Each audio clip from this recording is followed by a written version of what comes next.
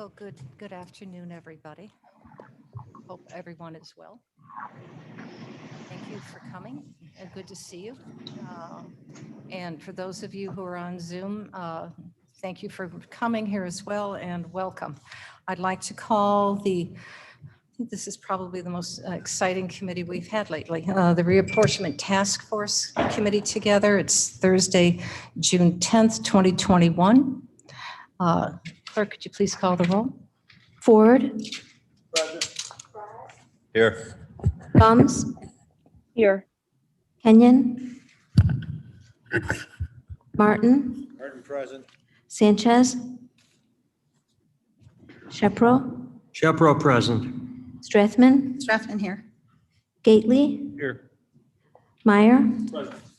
Arnold. Shelkey. Afif. Here. Hernandez. Peterson. Rivera. Walter. Thank you. All right, we have a forum or a quorum. We do have a quorum, correct? Okay, very good. May I have a motion to approve the May 20th, 21 minutes, but there is a revised copy.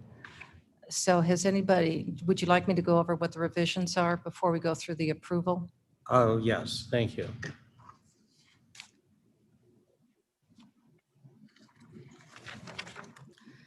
Yes. The main revision was the omission of a sentence.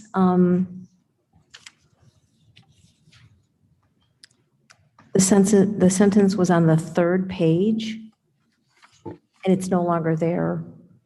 So it made reference to the date of August 6th, which was, it was an error, it was insubstantial. And then there was a few capital issues, but that was all. I'll move to approve. Thank you. Do I have a second? Raz second. Thank you, Mr. Frost. 6 turns out to be the date that President Johnson signed the Voting Rights Act. Well, I think we ought to keep it back in then. We are all very much in support of that act, obviously. Roll call. If we have a motion to approve and a second, are there any other additional edits or comments? Hearing none, I believe that the minutes are approved, or should we call roll? Call, please. Call roll, It's please. unanimous consent that the minutes be approved as revised. Thank you. Do we have a unanimous consent? Hearing any nays? Hearing no nays, minutes are approved.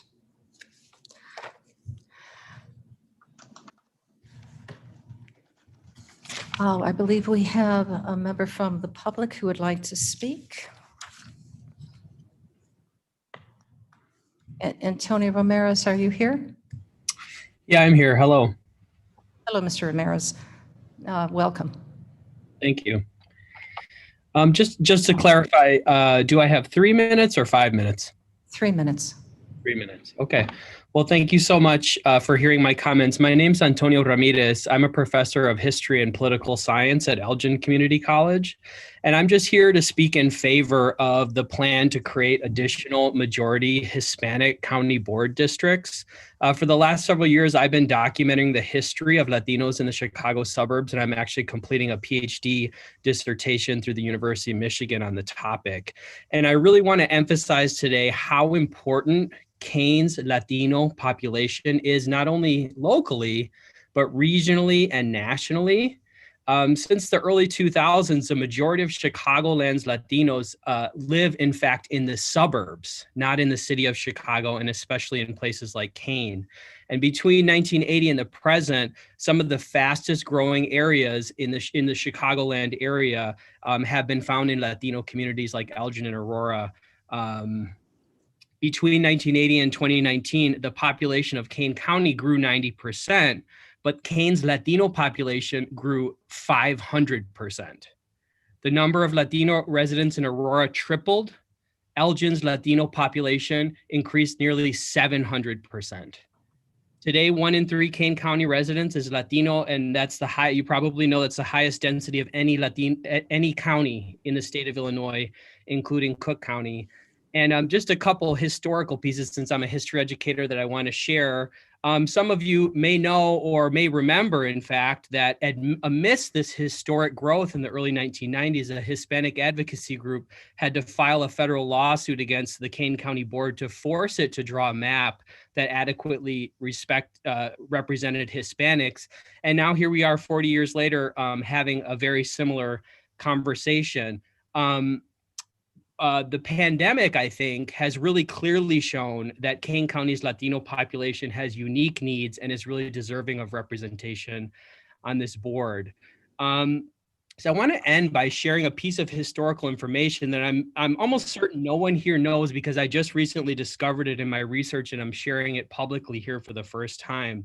I believe it illustrates not only the importance of Kane County's Hispanic community, but also the possibilities for change that this board has in front of it right now. Some often ask me, as a historian in Illinois, who is the first prominent Latino elected official in the state?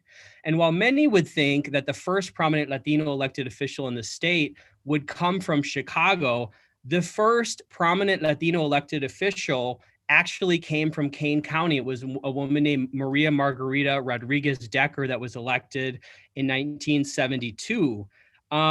She actually won the office after the reapportionment of the county board districts in the early 1970s. So history was made. The first prominent Latino elected official was elected in Kane in 1972. And I just want to encourage this board to let's make history again.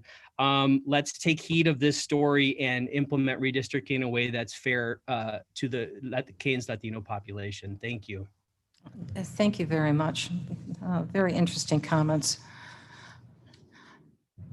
I believe there are no other speakers who have registered to present to this task force today. So seeing none online and none here, do we have a motion to move that to the public record? Dums will move. Thank you. Second. And may I have a consensus? Yes? Yes. Yes. I believe we're all in full consensus. Thank you.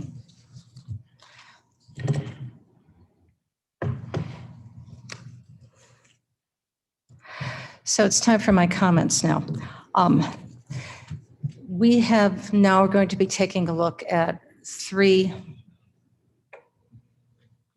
maps that were requested. Mr. Shepro did make that request at a meeting, and the 3 different versions of the map are being presented to you today. It is with hope that we will give you the opportunity to take a look at each one of the 3, and then when we meet next time, you will decide. I don't want to rush this process, but if you feel adequate and you can make choices today, that'll be fine as well. But that we would definitely bring it down to 2 and then go through the same process one more time to bring it down to the single map that you would like to move forward with. So that would give everybody adequate time to present. Just to give you enlightenment, what the next step would be after that, we will then be asking our demographer for all of our 24 board members to give them their map with street level view, of course, both electronic and a printout. And you would have the opportunity to take a look at that map and make any requests, adjustments as you feel appropriate. That information then would be returned back to the demographer to see if those adjustments can be made, obviously based on Voting Rights Act requirements, et cetera, population needs, making sure that the district is continuous as humanly possible, and then brought back to you as a task force for your review again, to give it your approval, hopefully. So then we can table that until the board meets to be able to give it their provisional approval by consensus. They will then at that point dismiss you with much gratitude temporarily until we get the actual census data, which is supposed to be coming to us on August 16th. And it is anticipated that our demographer will be able to pull that data to be able to use it appropriately and then bring it back to you with the census data. So we've got the provisional map now with the actual census data for your review and approval, and then recommendation, so that I can bring your recommendation to the full board for their approval by vote.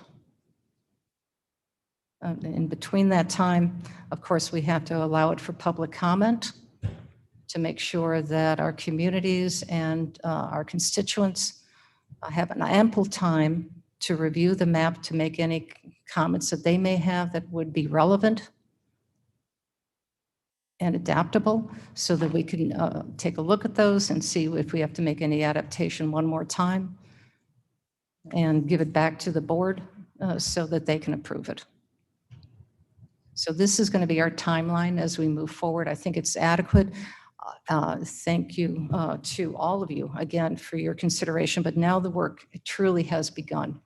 And please, I look forward to receiving your guidance as we go through all of this. We had the last of the town halls yesterday, and we're going to be presenting information about what we've learned from the town halls. And it was a very enriching experience for us all, both on the formal conversation that was presented, as well as the informal conversation that happened afterwards. People lingered at many of our meetings to talk for about an hour later.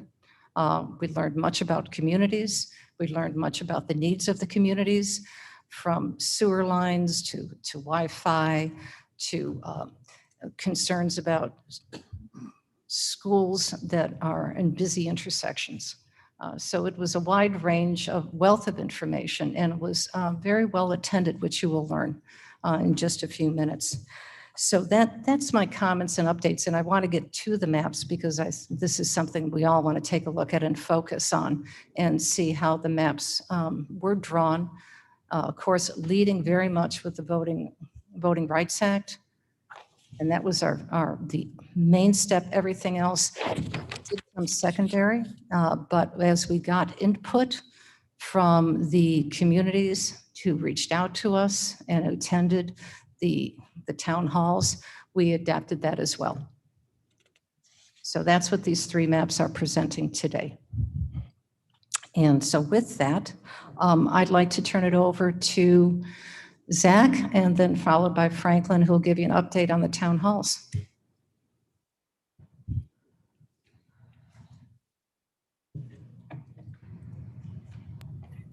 Madam Chair, I think it's going to be myself.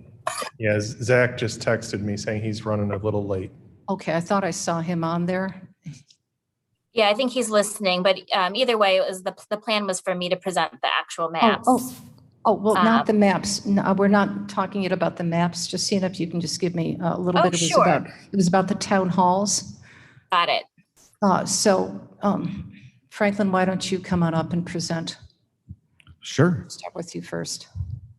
I know Zach mentioned he had a doctor's appointment and he was running late.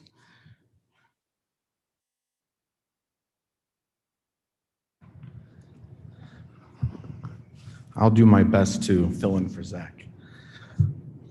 So we had 5 town halls, and if I could remind the task force, they were May 25th at the Prisco Center in Aurora, May 26th at the Elburn Lions Club in Elburn, May 27th at the Adult Activity Center in Carpentersville, June 2nd here at the Kane County Government Center in Geneva, and June 9th at Hampshire Township yesterday in Hampshire.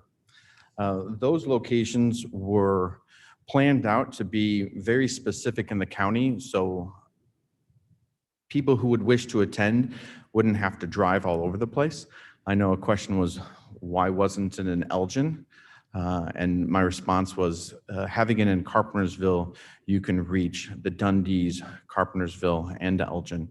And so it made sense to it made sense to those people. The goal was to educate and to listen, and I think we succeeded in both. We heard some relevant and non-relevant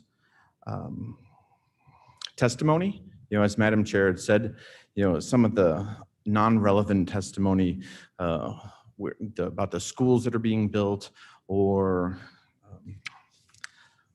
programs need to be addressed in Spanish, etc. But the relevant testimony is the representation. Communities don't want to be separated. They want to be contiguous and compact, and we've succeeded in that.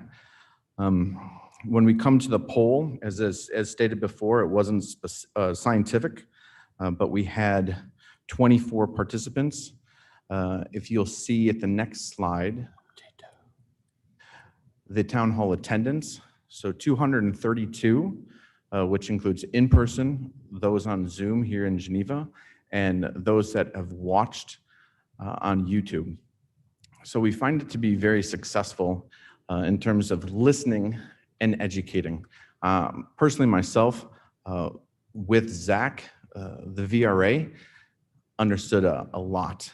And quite honestly, the conversations that Madam Chair had addressed before, a lot of the individuals that came in attendance had the same understanding. They didn't know that much about the Voting Rights Act, and they walked away understanding the process of why we sit there and not only redraw the maps every 10 years, but why we have to focus on certain districts. I'm happy to answer any questions specifically as best I can, or we can sit there and go back to the takeaways. As you can tell, some of them are very specific in terms of, for instance, the bottom, why not wait till the census data? I believe the answer was fair in every single town hall. We need to continue the process until the governor signs the bill that allows us to continue past July. So that was understood and accepted. And then the one where it says keep municipalities and areas together, avoid splitting. That is something that we may have assumed prior to going into this, but it was definitely highlighted for us to hear at every single one of these town hall meetings. MALDEF was brought up a few times. Why are we even looking at the MALDEF maps? And so Madam Chair, I believe, did an amazing job talking about the context, where we were 10 years ago, and as a preface to where we will be today when we see the new maps on the growth of minority districts throughout King County. With that being said, is there any questions that I can answer more specifically, Mr. Shepro? The heading of this, takeaways from the town hall meetings. Some of these appear to be conclusions, not necessarily statements that I heard at these meetings. I guess, for example, why is the MALDEF map being presented? As you noted, Madam Chairman explained why she was presenting it. I don't recall any comments from the public other than to say, why are we looking at this map? And then others did reflect some comments like keeping municipality and areas together. But for example, Hispanic population in the Northeast and Southeast must be addressed. I don't recall any citizens really saying that. I think that was part of the presentations that was made by the county staff and Madam Chair. I'm not saying that that wasn't discussed, but it's difficult to look at this list and say, what did the public contribute to this? I got my own table, which I perhaps will circulate. As I recall, having been at 3 and watched the other 2, I don't think we had more than like 3 people giving actual testimony. at any one of the hearings. And certainly it was very small. And much of what's been discussed are presentations that were made to the public, taking a particular point of view as to what should be done and how.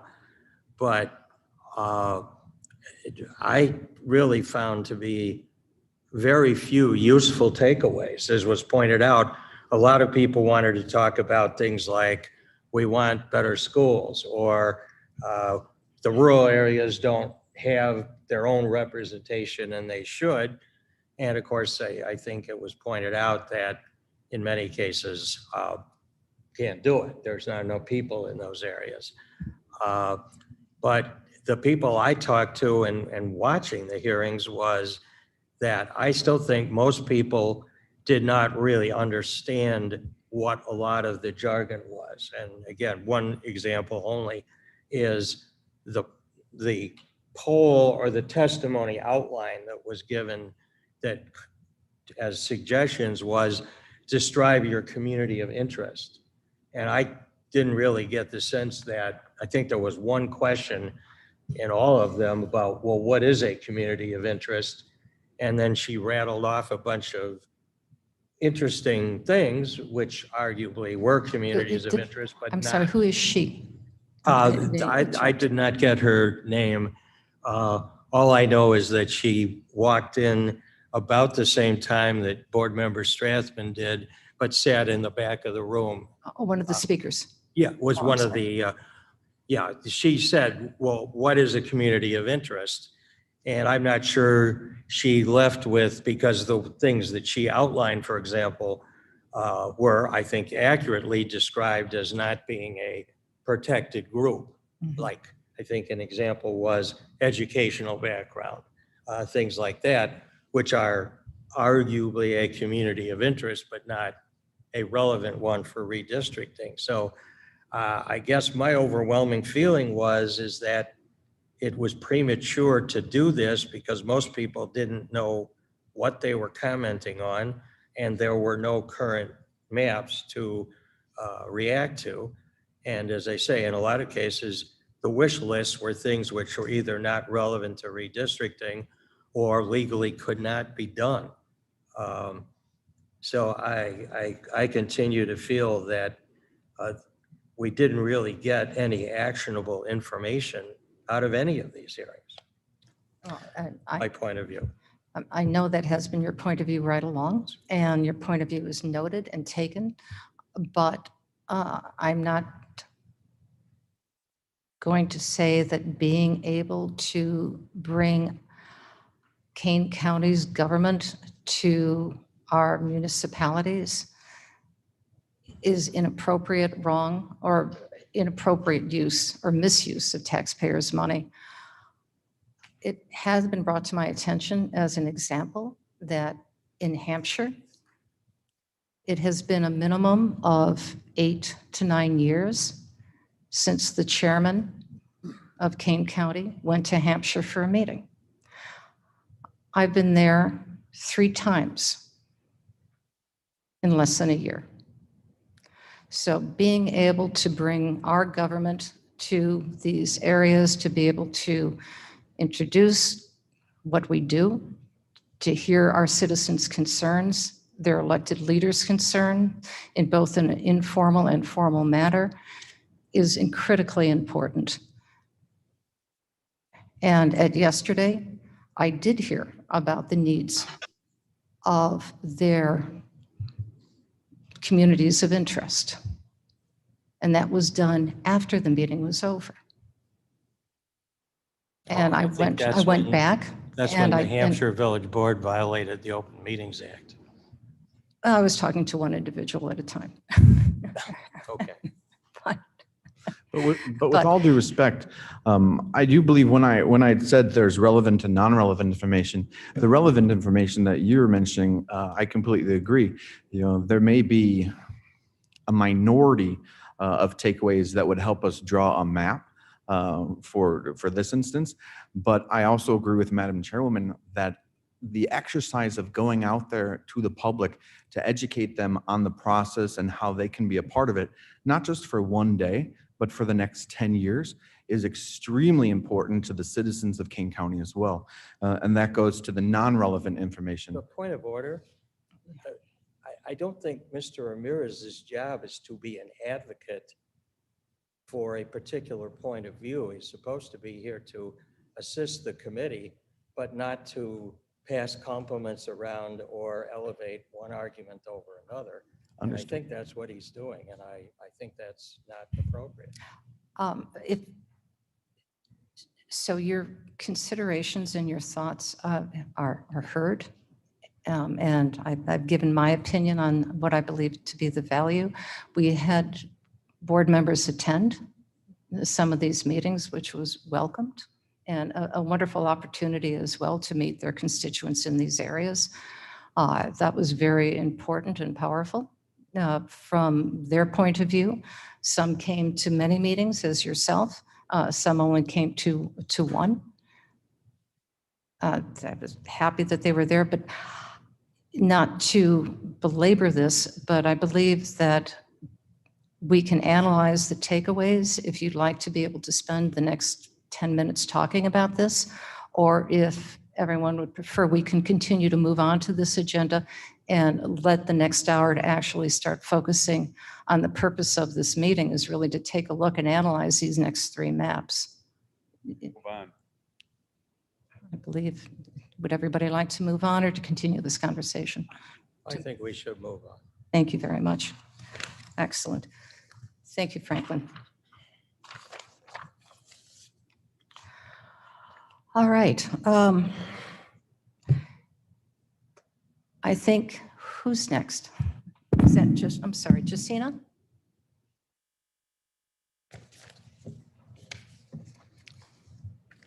And Phil is here as well to be able to assist. I believe Phil was gonna do a brief intro before I start on the maps. Oh, perfect, thank you.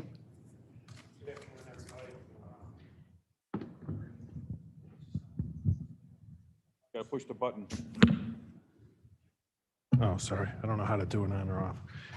You have before you 3 maps, as well as maybe one of the more interesting things to start is what Josina did at the beginning, or what you have in front of you is what we call the demographic chart. I'll explain it real quickly. There's 4 maps analyzed here. One is your current map. That's the far left one. Then versions 1, 2, and 3. Then you will see the deviations between the districts, percentage-wise. These are, as we've talked about many times, estimates based on ACS. Hence, at some point, these districts will have to change. But the interesting part, and what is the same in all of the maps, is Josina started, as we talked about before, with what we call the Section 2 areas. She started with the Latino districts.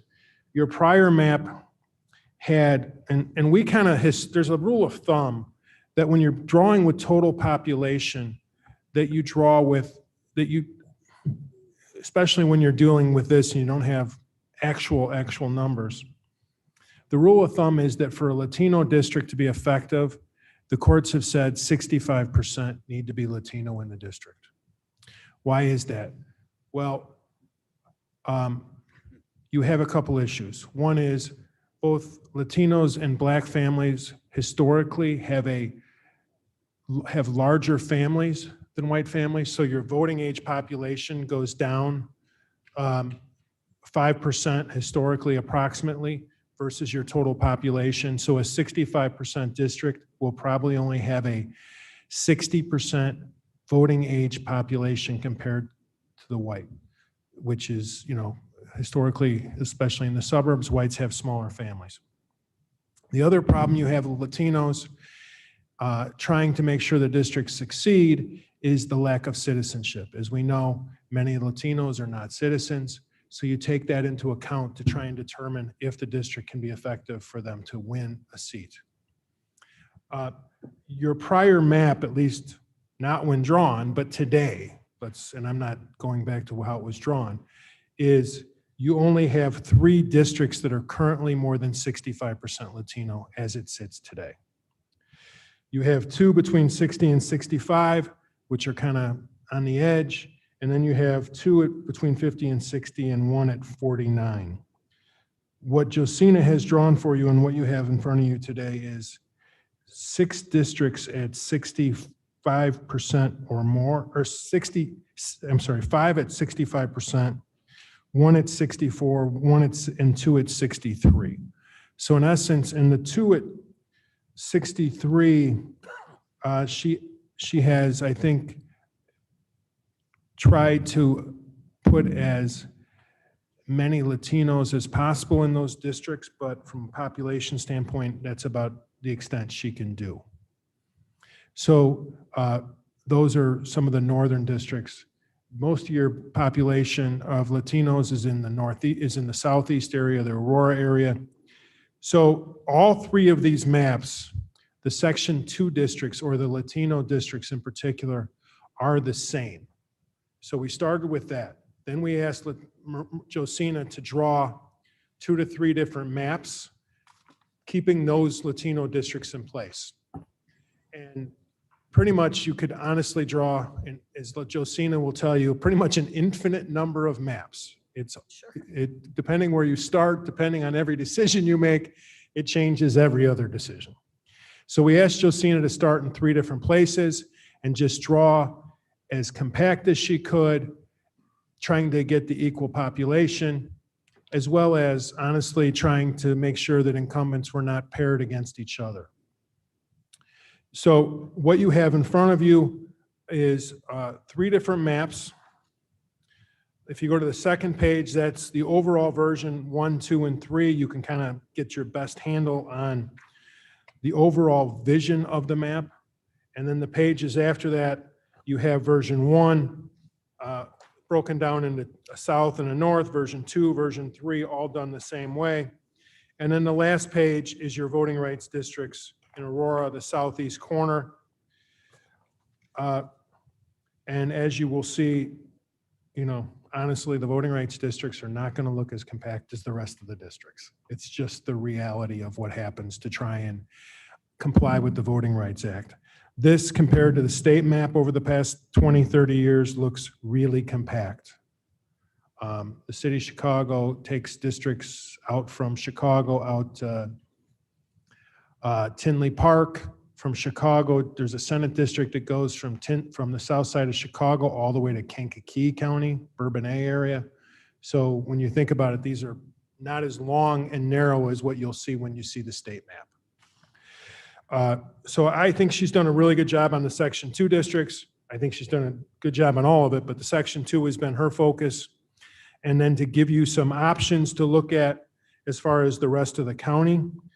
I believe Josina, one of the things the other thing she tried to do, and it's not completely possible, but is to keep as many of the cities together as possible. So that one of the things, as we've talked about, I think before, I've been doing this for a long time. I'm not really sure what a community of interest is. It can be one of a million things. It could be schools, it can be towns, it could be churches, it could be, depending on where you are, the roadways, statewide, it can be, you know, TVs, radio areas.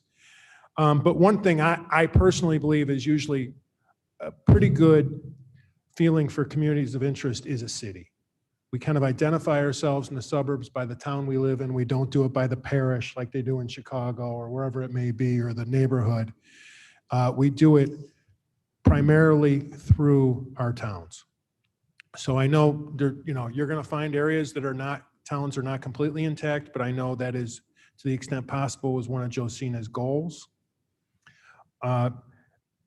If there are versions that you want to see areas closer, Josina will be able to provide that for you over the next week or so. If there's particular areas you want to see, roads, et cetera, as the chair said, we can get you that information. We're trying to give you a feel for it today, and whatever information you think you need as we go forward, Josina, I know, is happy to provide you. Josina, do you want to kind of talk more about how you got here? Sure. Thanks, Phil. So I know that the last time I presented to you all focused specifically on the Section 2 voting rights districts. So I think that we can start there. Whoever's controlling the slide, you could put it on the last slide that zooms in particularly to the Aurora area.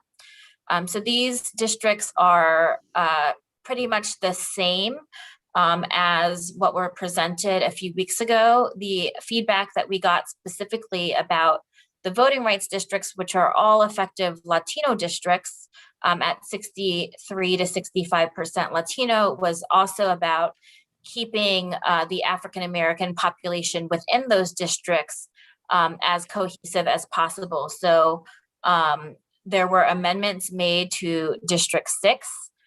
So it is continues to be 14% African-American. So we were able to amend within the effective Latino district to keep as much of the African-American population within the north west side of Aurora together in District 6.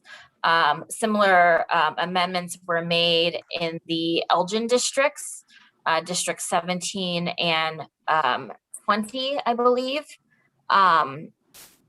in which we were able to keep more of the African-American population within District 20, along with some of the key African-American institutions that were brought to our attention to keep together with the African-American population.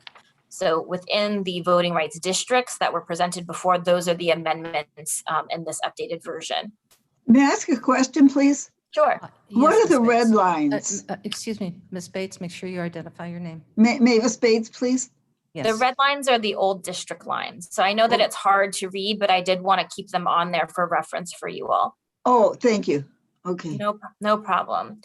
The second thing that I did after the voting rights districts was the eastern side of Kane County, trying to draw districts that kept municipalities together, as Phil said.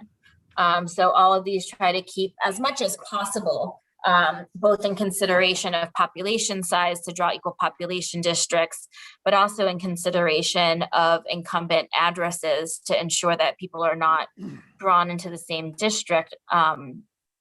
We were able to keep municipalities like Batavia and Geneva together, municipalities like St. Charles, because you have multiple board members who live in the same municipality, was split along the river, which seemed like a logical place to split.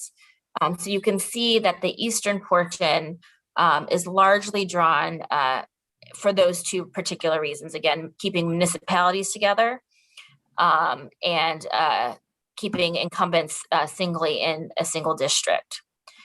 And then based on the feedback that I think was mentioned earlier, I know that there was feedback specifically about the western side of Kane and wanting to ensure that there was more rural representation within some of those districts. The incumbents who represent the western districts do largely live in municipalities within the western district. So you see that there are three different versions in the second slide of the western end of Kane County.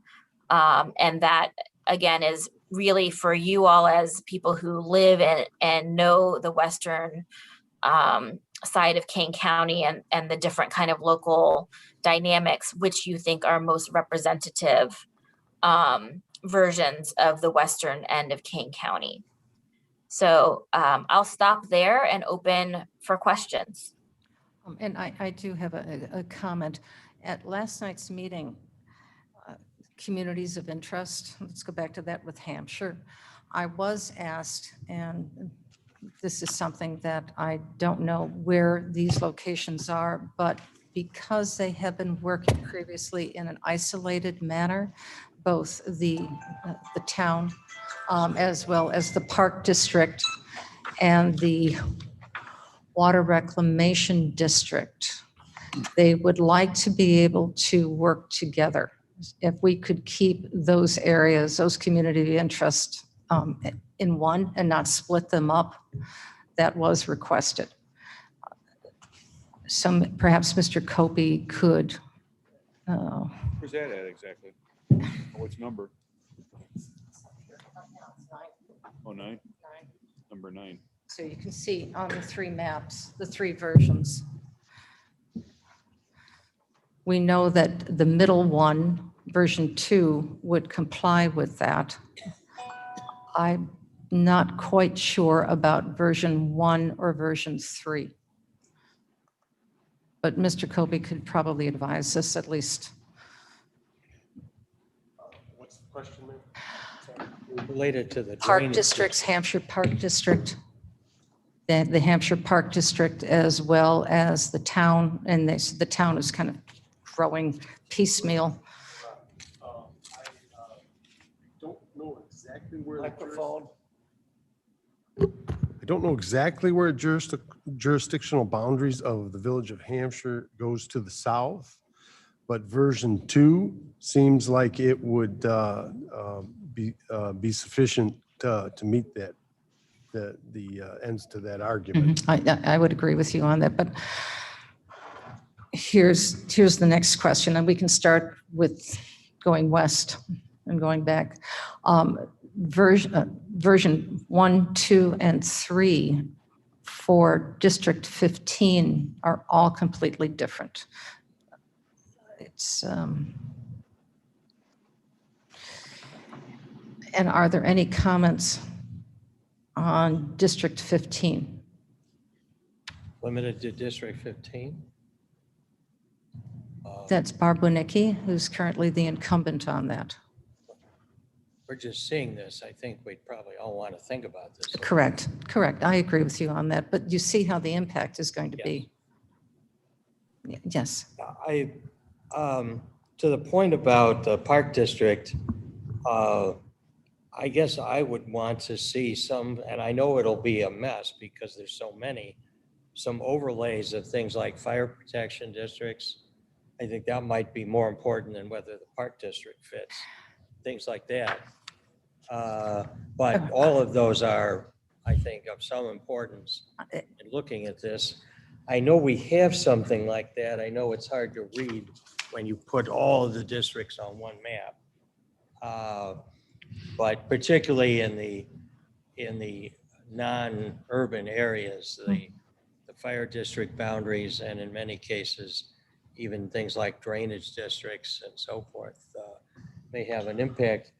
But I also had a question about for Phil, about so I think you said, and it looks like it's true, that each of the 3 maps, the Section 2 districts are identical. Is that Correct, Mr. Shepro. and so this is really just a question. Do they all have to be identical? I mean, isn't there theoretically more than one way to draw compliant districts? Theoretically, yes. I will tell you that I think Josina worked hard to get to that 65% number in as many of those districts as possible. But yeah, if there's certain districts you would like to see looked at differently, we can obviously do that. And from a demography standpoint, I presume, I mean, you can identify clusters of the population, but what data do you look at to determine? Because presumably there's some areas that have a higher percentage of non-citizens than others.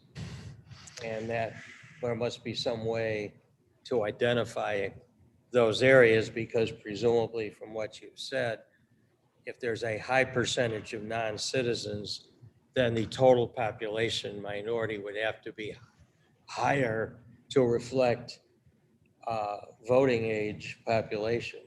Yeah.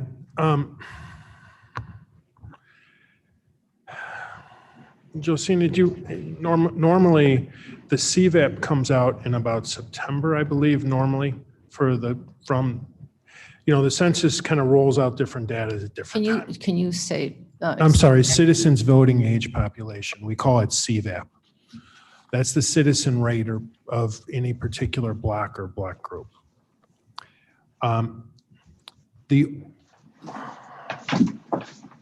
The citizens voting age population, at best, we kind of talked about this before. You have the block, which is your lowest.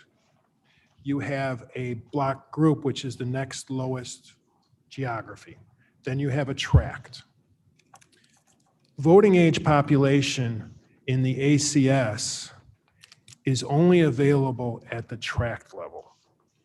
Okay? Citizenship, CVAP, I think Josina is also at that level in the ACS. Yes. So, you know, we talked a number of times about disaggregation and reaggregation, none of which, only part of which makes sense to even me. But now we were worried about disaggregating and reaggregating at the block group level. To do it at the track level is one more level, and the numbers become even more buried and have less accuracy. The state or the Census Bureau will come out with CVAP at some point based on the census. Whether we receive that in time for you to finish this map is somewhat questionable. Everything's beyond what it once was. I would tell you in past years, by December, I clearly had that in September, October. Whether we get that for you this year is really up in the air, and considering how delayed everything else is. So the PL data usually does not have CVAP, or citizens voting age population. It usually comes out about 5, 6 months, 8 months later. So that's the concern I have about, it can be disaggregated and reaggregated based on ACS data. Now we're back kind of drawing with ACS, which is scary to me. And then when you're disaggregating at such a level, I get nervous too. So that, I guess that's the long way of saying, I don't know what I'm going to be able to give you and when as a board. The other question related to that, is it a relevant factor under the Voting Rights Act that the source of the Hispanic population, I mean, I'm told that studies indicate that there are different communities of interest between people of Puerto Rican versus Central American versus Mexican and so forth. Is that ever a relevant consideration? It is, in the fact that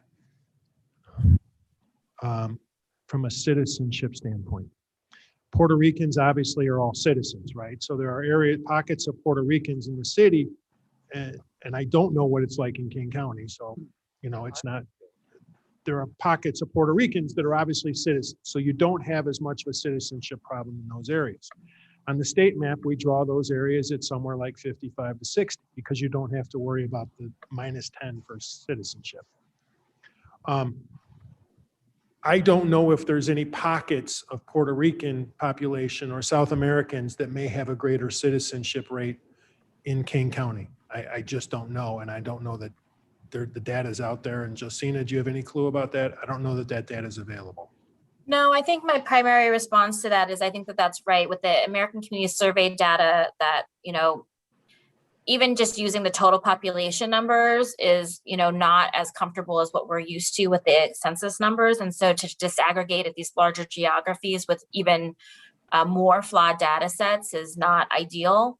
And that's also part of why in drawing the voting rights districts that we optimize the Latino population to 65% as much as possible. That's part of what the 65% total population number takes into account is citizenship and age differences in Latino populations. And so that's why we erred on the side of optimizing them at, you know, to 65% and 63% as the minimum. Exactly. I get it. Yeah, there are public services, private services that have tried this disaggregation even at the total pop level, and I've looked at least 5 or 6 different ones. And the total population in, let's say, a legislative district might be 5 to 6, 10, 8% different, one disaggregation method versus the other. And, you know, there's a lot of bright people doing it, and they all come up with different numbers in different ways. That reminds me, I've heard stories in Chicago back several decades ago where families of Polish descent or Polish heritage were considered a discrete community. And then wards were redrawn and they were disseminated into different areas. And the Polish community got very upset because they were no longer able to have somebody who spoke their language, went to their church, had their values and beliefs, elected to represent their wards as aldermen. So it's very similar to what you're saying. Thank you. That, at least for me, was very helpful. I think I probably confused more than I helped, but I apologize. One last follow-up for this segment is when we've talked about packing, how do I want to put this? If it turns out that there is a very high non-citizen population, would that suggest that you would then perhaps overweight above the 63% to make sure that you captured enough actual voting age citizen population? Or is that not doable? Or If you found out, I mean, there's extremes, obviously, and when we talk about packing, and we usually look at the extremes, and like one of your prior districts, I don't think when it was drawn, but is today 83%. That's such a huge number. I would tell you, you can't do that, right? And I think you have another one at 78. 78. Yeah, 83 and 78. So you have to kind of weigh it. If you told me it went from 65 to 67, I wouldn't call that packing, right? If you get to that 72 to 75% range, I'd tell you we really need to look at that. If we could tell, if we have enough data to tell where citizenship is, we would look at that again pretty heavily. I mean, and honestly, if you looked at CVAP, even if you got to 70% of a CVAP, I would tell you we really need to think about how we're doing this. and that I would presume is a objective test and not an intent-based test. It is, for the most part, yes. However, I think courts realize that the data you have when you draw is the data you have when you draw. Especially given the fact that CVAP seems to come out. Well, CVAP, I will say that historically, when most people draw, CVAP's not out there, but we use it at trial to give us more information when we do these cases. And you can only work with what you have at the time. And God forbid we're wrong and someone comes in, we're going to have a conversation when we see CVAP. But I don't think you're looking at those kinds of numbers here just because I don't think you will see CVAP. I don't think you're going to have any pockets when you're talking about 21,000 or 22,000 people where so many of a Puerto Rican nature lives in one town. I think they're going to be spread out enough. I'm not really overly concerned about us ending up finding we packed. Thank you. Yes, Mr. Franz. Roz speaking. I'm just curious, is there population data for each of the versions? Or Yeah, you see the deviation. So we didn't give you population numbers, but the deviation is based on that. That's what deviation column is. So 1% would be approximately, 210 or 215 people, one way or another. Is that correct, Josina, off the top of my head? Right, the ideal population of a district is 22,141. So every 1% would be 220 people approximately, right? Yeah. Yep. and then you mentioned getting us the possibility of getting us more detailed maps. Yeah, we can do that. I think guess. the idea was that we were trying to get some conceptual feedback on these first, and then after that can provide detailed districts to each board member. Yeah, it's not, there's a lot of work in providing that. It's something you can read, at certain offices, and I've seen, we use plotters. I mean, it's that kind of, it's not the kind of thing you can put on a 18 by 12 or whatever size map this is, and you really see it. Madam Chairman? Mr. Martins first. Hold on, please. I'm going to guess that most of the board members that look at this have focused on their district. And so I don't know, what, in a broad sense, what are the differences in the three versions? I mean, the southeast quadrant stays the same. But I mean, we're not going to be in some trick bag, are we? Where 2/3 of us like version 2 and 1/3 of us like version 3, and you know what I mean? I think the highlight 15 seemed to be. 15 is significant. 15, Yeah, 5, I mean, and that's what I 18 looked have at. the It looked most like they were pretty significant. much all the same. I'm sorry, Josina, please. 15, 5, and 18 have the most significant change across the three versions, and then you can see 9 is the same in 1 and 3 and different in 2. I mean, primarily the whole eastern 1/3 is very, very similar. It's really how you really want to look at this western. We had heard that there was some thought process, Mr. Martin, of, hey, can you give us more agricultural districts, for lack of a better word, or rural areas? And so we really focused on trying to give you some ideas in that regard. If you're trying to keep cities and towns together to the extent you can, that kind of drove a lot of the east side. Yeah, the east side, I understand. And I have a German heritage. I like rectangles more than. You and me both. Last name is Lutkehans. But you're correct. I mean, if I look at this map from a strictly, and we can give you compactness numbers if you want them to see what they are, but I look at this map and I say, well, you know, each one has some different areas that are more compact than others, right? I mean, obviously version 2 in the north is kind of prettier. Version 1 and version 3 in the south are nicer from a straight look standpoint, but we don't know your areas like you do.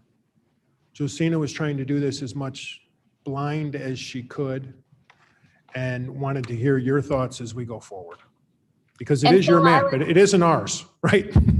Right. And Phil, I would add, when you see these jagged lines, that's largely because that's how your municipalities or your precincts are shaped. So when you see the nice clean lines, while they're pretty, they largely split precincts or split municipalities. So the reason that you see jagged lines, for instance, in number 9, that's the shape of the municipalities. So just as a note of particularly the odd shaped lines, that is following the lines of municipalities or precincts. Yeah, and 15, obviously we talked about 15 a lot. It kind of drives a lot out other things. Because 15, 18, or the west part of the county has very little population comparatively, to grab the numbers you need to make it equal makes you grab kind of larger areas than it may look like on the east. And that makes it kind of scary. It makes it look a little off, let's call it. We have 3 people who'd like to speak. I believe Ms. Bates and Ms. Myers. Thank you, Madam Chairman. I'm not sure I need more detail, and I want to agree with, I think it was maybe Mr. Kenyon who said we are all concentrating probably mostly on our own districts. And in Aurora, we can't read the street names to know what street is in our district and what isn't. Is there a way to get a higher resolution on what you have? And Are you saying the last slide that zooms in on Aurora, you can't read the names? right? the Okay, street sure. names. I could read them on the digital version, so I thought they were readable. I can make the font larger. Well, I'm on my screen. I'm not on a piece of paper, but I cannot read the names. When I blow it up, I lose resolution. Okay, sure. Oh, that would be Well, wonderful. Could you Thank take you. Aurora Township and make it a lot bigger, because that's where really all those districts are.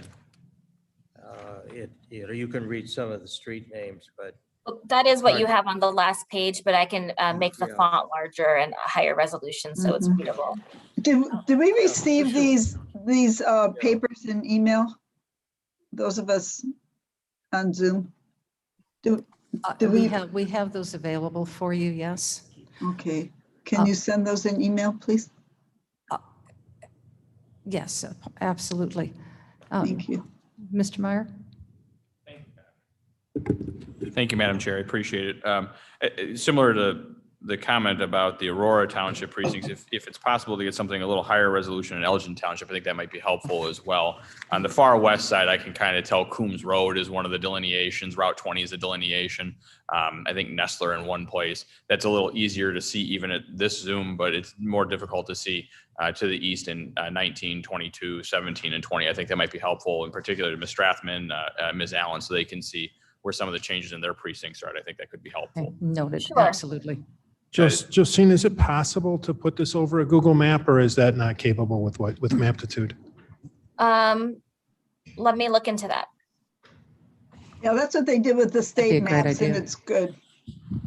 Mr. Gately? Yes. Oh, I'm sorry. Mr. Meyer still has the floor. Yeah, that was just a precatory question. I have a couple of follow-up questions, and these are on the Section 2 districts in Elgin. And this was something I asked about 10 years ago when we did a map. Elgin is a town that has, for a long time, at least I've lived there my entire life, thought of itself in terms of communities of interest. One of the principal communities of interest, at least growing up, was an East Side and West Side town. And I don't know what this does in terms of statistical data, though I think probably there'd be less of a disparity now than 10 years ago. Both sides of what I'll call old Elgin, so east of McLean Boulevard, are now Hispanic majority communities.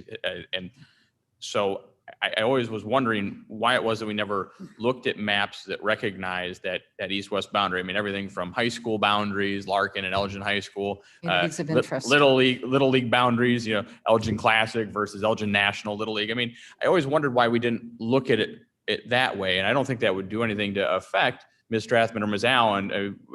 As it is now, Ms. Allen's on the south side, Ms. Strathman's on the north side. And so, but even looking at it east-west, that wouldn't change. You would have no incumbents, competing against each other. But I would be interested in knowing what that did statistically, if that would still allow us to respect the Section 2 requirements to make these Latino majority districts, but yet still recognize an additional community of interest. I would be interested in seeing that as an alternative, at least for consideration. If you're able to provide us some demarcation, and Josina is able to put that demarcation in there and I think show you what that is. Okay. But, Josina and I sure as heck don't know what it is, right? So, yeah, I mean, literally it's the river. Would it help if because we have the data, the estimate data by precinct. Oh, yeah. If you have could it, take one of these districts, blow it up with the precincts and have, that will show the gradations. sure. within. When I looked at this 10 years ago, there wasn't quite enough population on the west side alone, just kind of flipping 17 and 22 from a north-south to east-west in order to you had to add in, I think, precincts 1, 2, or 3 from the northeast side of town in order to get the west side to have sufficient enough population to be substantially equal. If we have that data on a precinct basis, I think that might be something we could put together and take a look at. I'd just be interested in seeing that so we could, capture also some additional communities of interest. And I noticed that the suggested changes here, which are the same on versions 1, 2, and 3 for these districts, have done more to add some greater concentration of the African-American population into district, I think it's 17 is the one on the south. Correct. And I would suspect if you go east-west that you might actually even increase that number or that statistical, maybe by another point or two. There's always been a larger concentration of the African-American population in Elgin on the near southeast side of town than there has been on the west side of town. So it might enhance the voting strength of that community of interest. And then my final question relates to districts 2, 6, and 7 in Aurora. I wanted to know if there's any concern about the fact, and I know we're trying to get to that 65% number for the Section 2 districts for Latino residents, but is there any concern with the fact that we go in District 2 from a 49% Latino population down to a 26% population, increasing the white population in that district by 20 points in doing so? And at the same time, I think if you look at the map, it looks like a lot of the Latino residents that are currently in District 2 then are drawn into District 6 and 7. I understand to get that 65% number, but does that have an adverse or a concerning effect on the relative strength of the African-American vote in District 6? Well, I don't know if yeah. that's a concern or not. Well, let me tell you, District 6, we worked at this a lot because I know, we heard from Board Member Ford. He wanted to keep as much of, and maybe others, I think I heard it elsewhere. Community members as well. And community members, others, I'm sorry. We heard it from another people. Hey, please try and keep the African-American districts together. Yeah. When you first saw District 6, I think the African-American population was 10, 11%. Yes. And now we've been able to get that to 14, so we didn't, for lack of a better word, dilute that effect. So that's, now, as far as your comment about 2 and 6 or 2 and 7 and 6, I think that was the 3 you mentioned. Yeah, I'm just wondering if that's a concern that we take so many Hispanics out of one district. I understand it's so that you get to 65% in 2 other ones, but right now they're almost at 50% in 2, and then they would now be at 26. Yeah. Do they have a basis to complain if they went from 50 to 25? No, they would not have a legal basis to complain. The reality of it is you've now created actually a couple, but in that area, you've created a stronger Section 2 district and actually probably number of Section 2 districts that are stronger and have an opportunity to elect a candidate of their choice.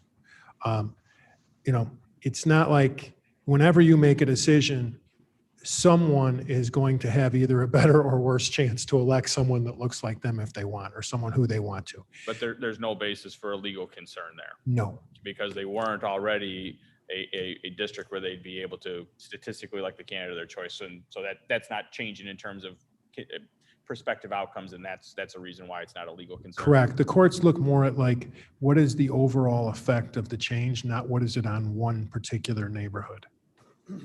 Thank you. That answers my question. Can I ask a question of you? Or a favor of you, maybe is the best way to put it. Yeah. For Josina's sake, I know we talked about the river. Is that really or are there precincts that, I guess, what's the best way to get you the information you're looking for? Because that's what we're hoping to do for you.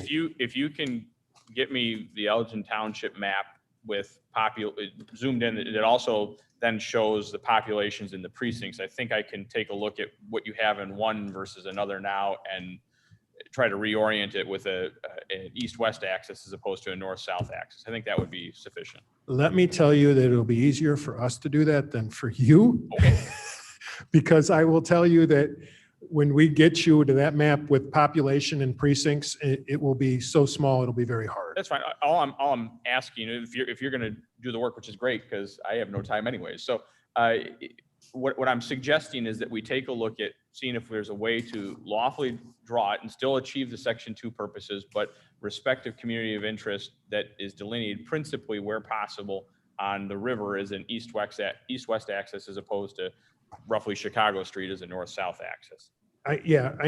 There's no, Josina, you don't have any problem looking at that. We'll see what it does, but I think based on some of the numbers we saw, it'll be very hard to get. Yes, it would. On the one side. You just don't have enough Latino density on the west side of Elgin. The density is largely on east of the river. And so you can easily draw, I think to your point earlier, an effective Latino district on the east side of the river, the west side. So I just drew it, and you can't see it, but it's only 50% Latino west of the river. To draw it, west of the river and east of McLean Boulevard is only 50% Hispanic.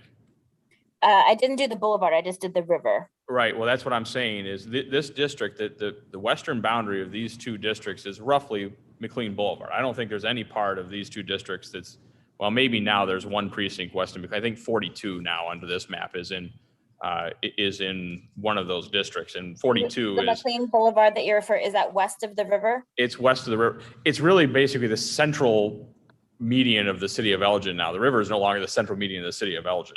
Right. So I'm saying to take any configuration of Latino population that is west of the river, you can't get above 52%, no matter where you got west of the river. Okay. I lived on Schuler Street, which is east of McLean Boulevard, for the better part of my adult life. I am telling you that east of McLean Boulevard, it doesn't matter where you are in the city of Elgin, it is majority Hispanic community at this point. All I'm asking is if we can take a look at just 17 and 20, not anything west of McLean Boulevard. I'm not asking to change anything west of McLean Boulevard. I'm saying taking a look at 17 and 20 and seeing if in those two districts, if we orient them with an east-west access where at the river, as close to the river as possible, if we can achieve still Section 2 requirements, but achieve then also the goal of respecting communities of interest between the east and west side. Before Mr. Gately, if I may, Ms. Strathman, what do you feel about that? Because we're talking about one of your areas. Well, I'm not sure. Yeah. Ms. Strathman here. I'm not sure that I agree with Mr. Meyer that east of McLean Boulevard is majority Latino population. I myself live in east of McLean Boulevard, and I'm not sure that I agree with that. It'd be interesting to look at, but I think I agree with Ms. Josina that it would be hard to make the numbers meet the criteria of the Section 2 if we did that division of the river. Okay. Madam Chair, Gums. Yes, Ms. Well, hold on a second. Unless it's to this point, I'd like to bring Mr. Gately. Thank you. He's been waiting. So I like all three versions. I think it represents our county. I like the idea that you fix the stacking, the districts. I think the community likes the idea. It looks like you, and so for as far as I can see, just from a, 10,000 foot look down at it, the east side looks pretty much the same in all three versions. On the west side, version 2, I like number 9, how they consolidated number 9. I don't know about 15 and the rest, but that's just what I see. Okay. I think she did an outstanding job. Okay, thank you. Even with Batavia 21? Well, I don't know. It doesn't matter where I'm at. I'm probably not going to be running for county board myself, but I'm happy with it. I think it looks good. Okay, very good. Move forward with one of the three. Thank you. So you have anecdotal version 2 is you have I one like the way potential number vote for 9 version is 2. sectioned up. It is contiguous. I think Mr. Ford was next and then Ms. Gums. Yes, thank you, Madam Chairman Ford. I like that. I see what was done to get the keep the African Americans together in a couple of areas. My one question is that how much of neighborhood boundaries was looked at with this mapping? Because I see the best of my vision on this not be to see the street names as others have mentioned, that a lot of the neighborhoods are really broken up around 6 and 2.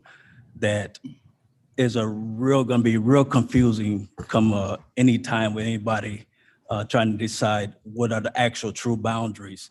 Before, the one thing that we did before when we did remapping was we cleared up a lot of the boundaries between 6 and 4 and 5 so that people understood in their neighborhoods exactly which district they were in. With this one, 6 is really distorted as far as neighborhoods. Can you bring up number 6 again? A larger view of Southern Kane, please. Before, we were really close to the numbers that we needed with the old map. So I have a hard time understanding why the difference needed to take place as far as, it's the one area that's been dramatically changed as far as the new boundaries. Are you talking about the old map in terms of the one that was presented a few weeks ago, or your existing map? The existing map. Yeah, the problem with your existing map is that, for example, District 2 is 49%, District 6 is 47% Latino. Okay. So you really have to make some significant changes to get to those Latino numbers that we think are necessary to comply with section. And this is where I'm curious about the numbers at. This is where I go back to one of my first statements is that nobody knows our neighborhoods, our territory, our area like we do. So some of the changes that's been done in the 6, I like to see how the numbers came out with that. A lot of Hispanics really live, it's hard to even explain on a map because I can't see it. I can't see the street names, but where the finger, you got 3 fingers that stick up 3 different directions. So where the finger points north at, there's a lot of Hispanics to the east and to the west of that, which was in the district before. Yes, I think that's a fair statement. Most likely Josina can see a hate map at her end, but the problem is that both of those districts needed more Latinos in order to have an opportunity to elect a Latino. Hence, that's why, they're both kind of at what we consider the minimum number of Latinos in a district at this point. And as far as neighborhoods, you are 100% correct. We don't know them like you do. If you have suggestions, that's one of the things we're here for. And I do. And as soon as I can get the map with the names on it, I could clearly make that suggestion. Because right now, as far as having clean boundaries, that to me, that should be taken into consideration when doing these mappings. The thing you're going to have to remember is that the blocks are not always at the same boundaries that neighborhoods. So just be aware of that when you look at it. It's not always the same concept that you and I might look at as our block or our neighborhood. Census doesn't really look at that stuff for us. So there may be just breaks in the way it's the census. No, I mean, a neighborhood is a neighborhood. I mean, I don't understand what you mean by that.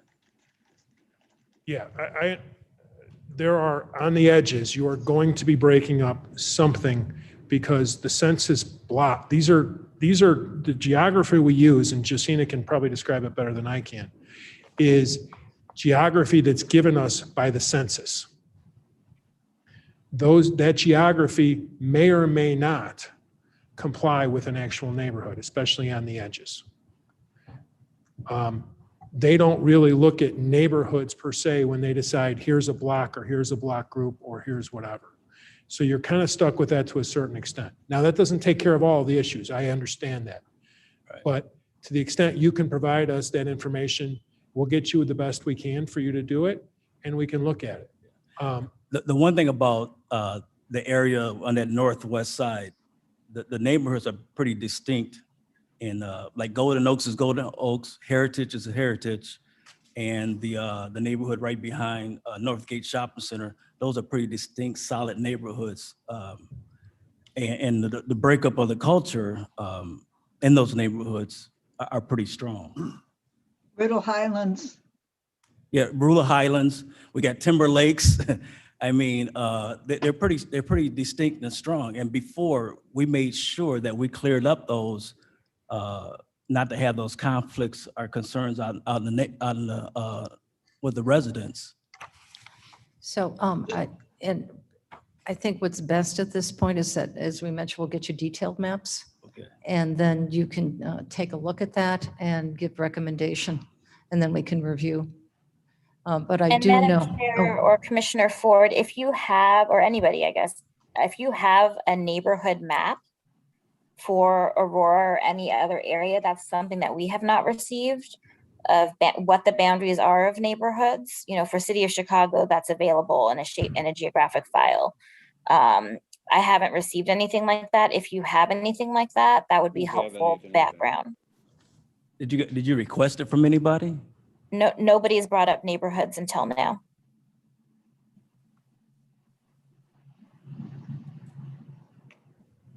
I guess the point, Mr. Ford, is we're definitely willing to look at that to the extent you can help us.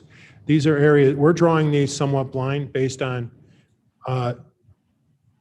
demography as it relates to ethnicity and race to the best we can. But if you have other thoughts and other things, that's why we're here. It's your map. It's not ours. All right, thank you. I think next is, I've got Mr. Gums, Ms. Gums, I'm sorry, Ms. Gums, sorry. Mister, that's fine.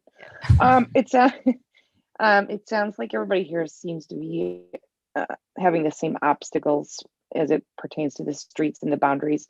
So I presume, Josina, that with each version 1, 2, and 3, that you can easily dissect those districts enough. I would like to get a copy of every individual district with the streets that I can read for comparison along with its data so that I can digest all of that stuff. Everything looks great from here. I think everybody's talking about the same issues. It's very hard to gauge or to express an opinion without having that information. So I would like to have those.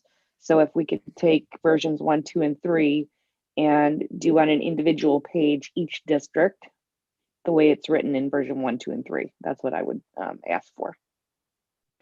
Can I make a suggestion? Ms. Gomes, and I completely understand it. I don't want to overwhelm you with 3 different ones because I think most of the east side is pretty similar. And I think having done this a long time, the more maps you see, the more it may be hard for you to, and I don't, Ms. Gomes, I have no idea which district's yours, so please, I'm not trying to. If we could maybe start with getting Josina to give one, at least on the east side, those districts. Josina, on the east side, pretty much all the same throughout. They look it on the map, but I can't. Yeah, they're all the same. The only thing that's different across 1, 2, and 3 is the western side. The west side. Okay, so maybe what you can do is provide those districts a single map of each one of those districts. Would that be, we can do that, Josina? You can do whatever people would like. Well, I mean, without breaking the system, I'm trying to say. I mean, it's a lot of work to create. I mean, we're talking about 75. Well, that's why I'm saying let's not do all 3. That's what I'm trying to avoid. So if we can do. Well, it was mentioned just for each of the 24 proposed districts after we narrow this down, but on the east side of Aurora, because it is so dense, can we even just provide our board members at this juncture a tentative electronic map that they can take a look at on their computer and blow it up accordingly, to put it up, to zoom it up to 300-400%? Would that be easier to do instead of doing a print version?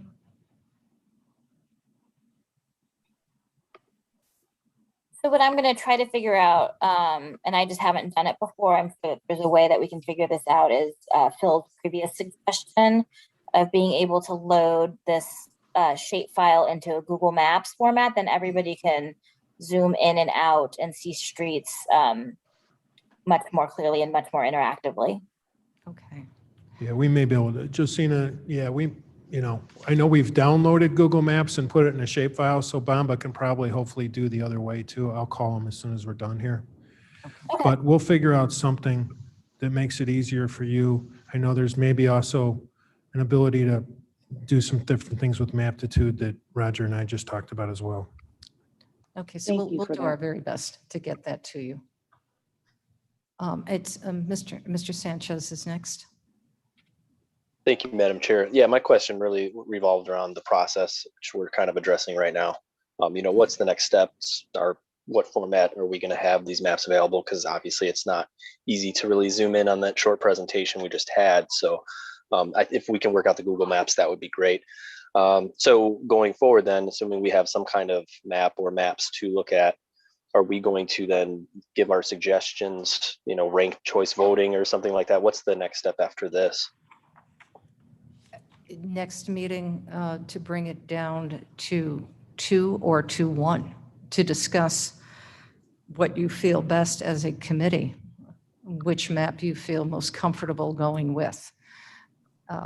We can delay the next meeting So you would have 2 weeks, give staff an opportunity, and Josina, absolutely the opportunity to be able to take a look at this data and to be able to put it up into Google Maps. That way you'll have a little bit more time, staff will have a little bit more time to review, and then we can meet in the following week, not next week, but the following week, which will give everybody ample time to take a look at Google Maps and to analyze it and to see where as I have to, I'm thinking, Mr. Ford, as we're talking about neighborhoods, they kind of evolved. So you have a development that evolved in Aurora probably, let's say in the 1950s. You have the old section that was built out all linear, and then you have neighborhoods that evolved as construction was coming through. But there's areas that are clearly defined as far as, especially around the, I would say Sullivan to Indian Trail. Well, I can even go further than that. So We're all in agreement, but how Aurora kind of grew and expanded. It's very distinct. When you know the neighborhood, it's very distinct. No, Yeah. Your point is well taken. I believe, yes, Mr. Shepro. One is I think the IT folks could probably draw any map you wanted them to draw. The question is, I think, Phil, and you alluded to, is you don't want to have so many that you don't know what it says. One thing I think we'd all be interested in is there were presumably a set of assumptions that Josina worked down to generate each of these maps. It sounds like section 2 is number 1 on every list. It may be that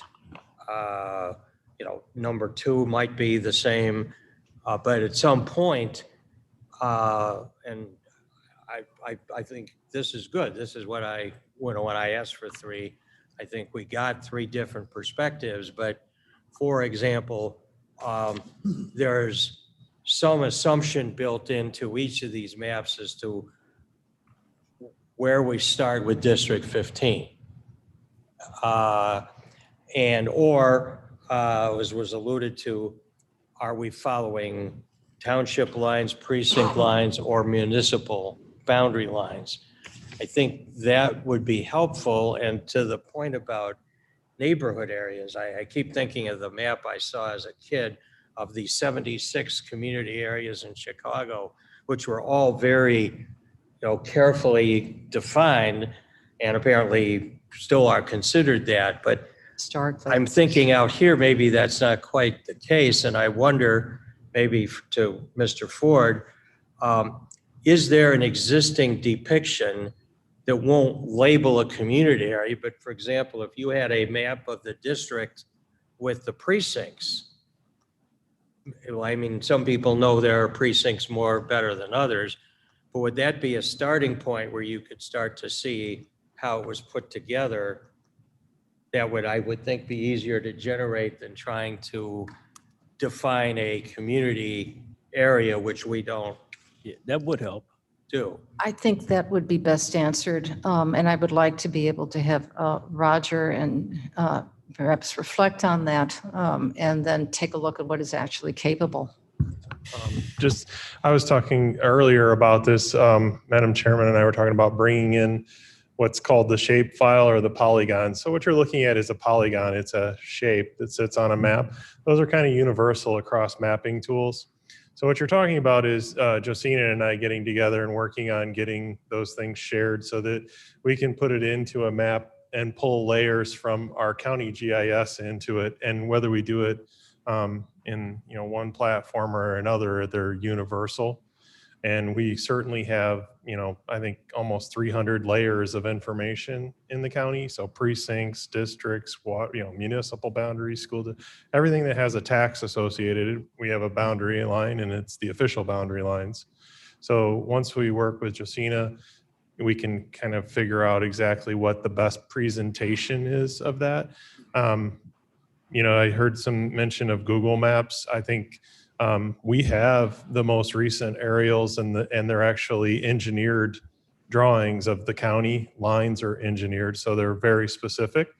Google Maps sometimes has some different discretion with what they put on a map. So I don't know if I would want, Google's okay for referential things, but if you want this details, I think using a GIS mapping system would probably be the right tool. I found the Google Maps of the state to be hard to read. Yeah. I would agree. I think that GIS. Yeah. So If- the technology, they'll work it through. Well, If you'd like, I mean, if you're really a Google, Maps fanatic, we could give you what's called a KMZ file or a KML file. If you know what you're doing with it, you can open it in Google Earth and you can do your own thing. You can look at it all you want, So we can create a couple portable formats that you could take and you could look at it on your own, but we could also provide like a web-based version so you could drill in and use our mapping. I think a platform that the average user could use, I think would be appropriate. And at this point, oh my goodness. I just talked to my IT guy who, we can provide it to you through Roger, or we could also probably provide it to you through Google Maps. Josina Bamba can do that. He just told me. So okay. One way or They another, just we'll said, get you I don't know if something. you missed the last 5 minutes, but they just said they don't like Google Maps. Well, They some prefer said they did and GIS. some said they didn't. So I guess I was kind of hearing both. So Doesn't matter. I mean, we'll get it to you the best way we can, and maybe more than one way if it helps you.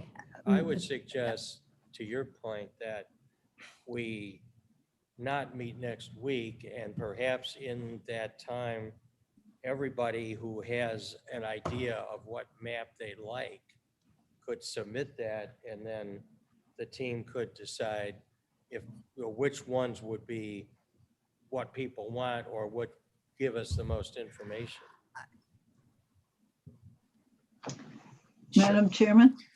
Yes, Ms. Bates, hold on. Mr. Martin has been waiting. And then I have a question that I would like to ask Mr. Copey, because I'm mindful again of our time. So if I may, unless some of you are mapping, literal electronic mapping experts who are really familiar with how to mix platforms together, I would how about advice coming from staff to give that recommendation on what they feel would be an accessible, equitable manner of being able to present data in a clear, consumable manner, so that it's not overtly complicated, that we can both look at digitally and for convenience to be able to print out for those of us who like to take X's and O's and draw around with pencil copies.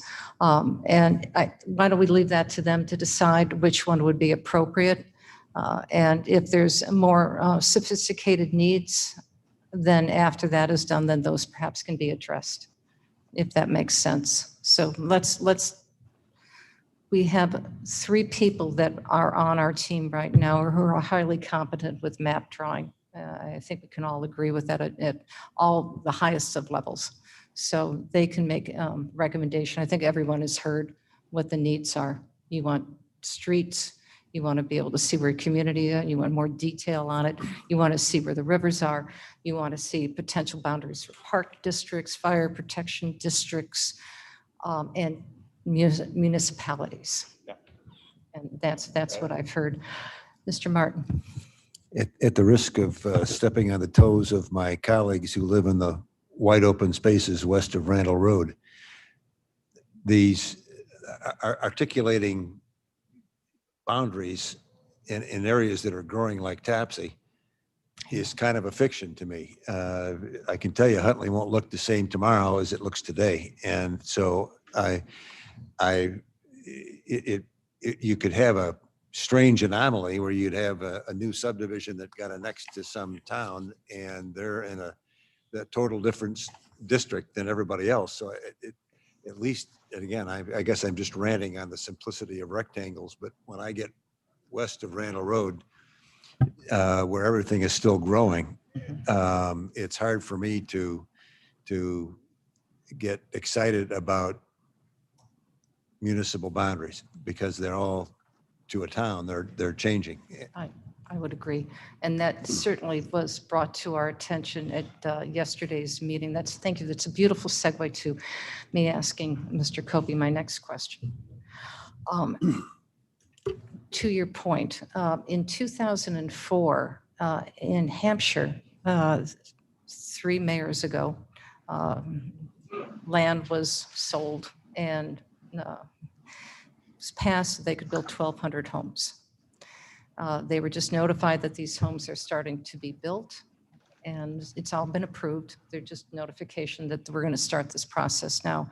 In addition to an additional 178 homes, I believe, across the street from there are also going to be starting to be built. And this was approved in 2004. So it was very clearly told to me by Mike Reed, who's the new mayor there, that don't tell me where my municipal boundaries are because it's mercurial. It is just growing completely different every year. So every year it's going to be changing for us. So Mr. Copey, since we have version 1, 2, and 3 of these maps, which clearly are in your district and clearly they support you, as we heard yesterday. You're their second favorite board member. I heard that very distinctly. So I think you'll have a good chance of being reelected there. Which one do you like? Thank you for the question. Again, I don't want to step on anybody's toes. I'm just here for the process. And it's not about me and whether I should or could get elected. It's about the process as a whole. This is way more complicated than I will ever be.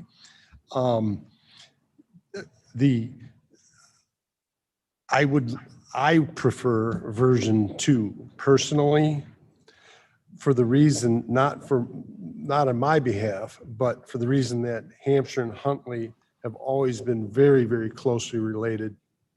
And it does satisfy some of the southern boundary extension of Hampshire, the argument that you alluded to. And it's essentially the community base that is familiar with each other. Even though version 1 and version 3 would still satisfy some of that, but it wouldn't satisfy the boundary argument in the least. If I may offer some sacrifice to the mapping, I don't want to confuse anything, but both Gilbert's and Pingree Grove could possibly, just for the sake of mapping, has nothing to do with my druthers. Pingree Grove and Gilbert's could be removed from District 9, added into other districts, and then we could move the District 9 western boundary south into Burlington, where there isn't a lot of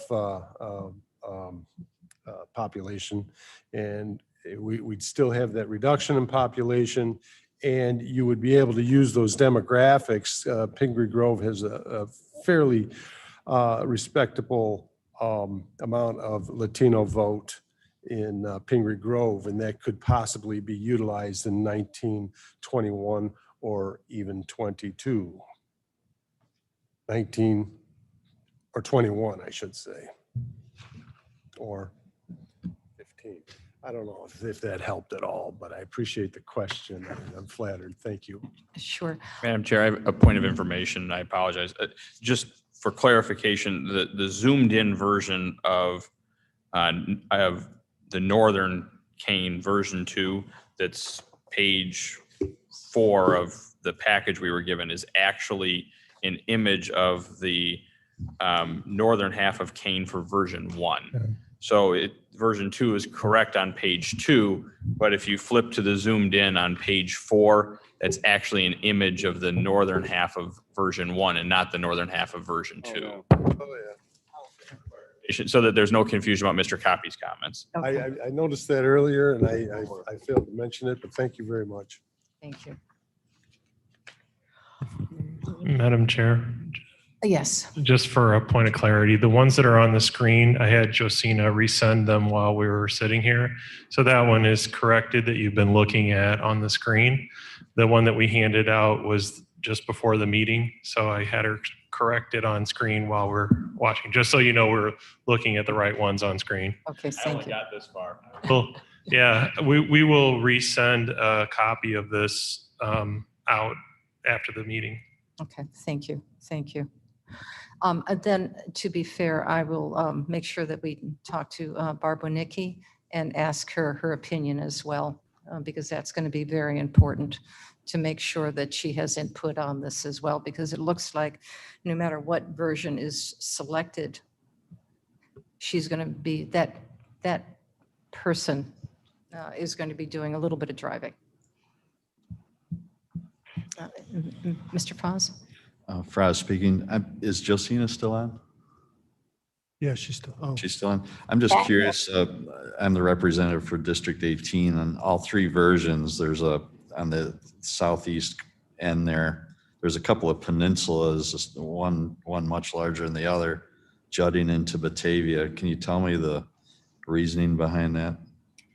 It was to actually, my understanding.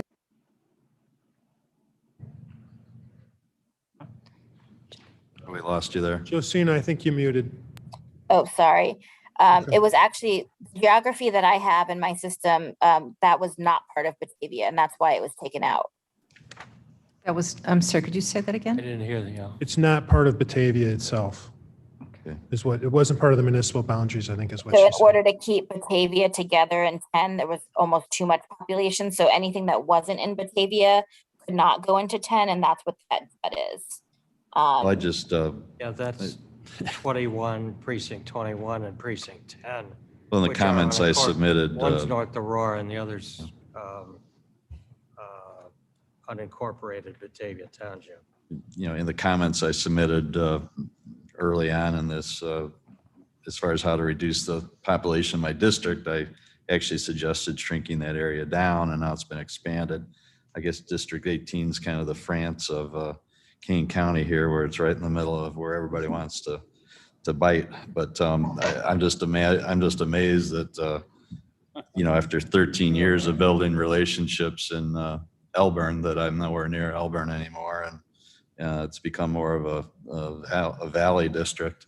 So I just find it hard to believe that a District 18, similar in shape, if you're looking at version 1, Southern Kane, I can't believe that a District 18, similar to District 5 on that map, couldn't be formed, knowing that Elburn has a population of 4,500 going up to maybe 9 in the distant future. But it's just really chopped up and Looks like that very strange.